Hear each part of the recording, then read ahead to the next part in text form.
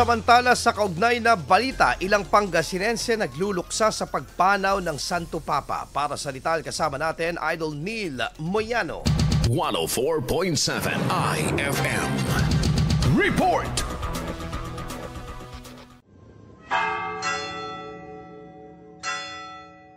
Nagluluksa ngayon ang ilang Pangasinense sa pagpanaw ng leader ng simbang Katolika na si Pope Francis o kilala bilang Lolo Kiko.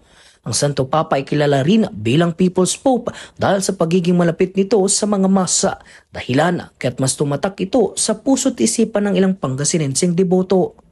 Wala nang masabi sa kanya kasi Kasi Katoliko tayo. siya kasi yung mabuti siyang tao.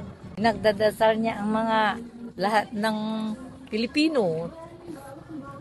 Mahal niya ang mga Pilipino, di ba? At saka ibang mga mga tao din, mas lalo mga nangangailangan. Nagpahayag ng mensahe pasasalamat ang mga ito sa kabutihan at mga aral ng kanilang napulot sa bawat sermon ng Santo Papa. Sana gabayan niya kami even though wala na po siya dito sa mundong ito. And also we pray for his soul na sana po na dahil kasama niya na si Lord. And also, hindi man namin siya nakakasama kasi nga nasa Italy siya and also nasa ibang bansa siya. We appreciate his presence kahit masaya na po siya. Thank you po sa servisyon niya dahil sa nagbigay din siya ng way para mas makilala pa si God sa buong mundo. Pinatunog naman sa iba't ibang simbahan sa bansa ang kampana bilang pakikiisa at pakikidalamhati sa pagpanaw ni Pope Francis.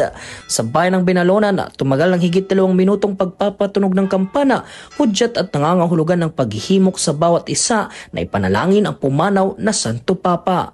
Kasama mo mula rito sa FM News Dagupan, ito si Idol Neil Moyano, Tatak IFM. IFM News. IFM News. IFM News.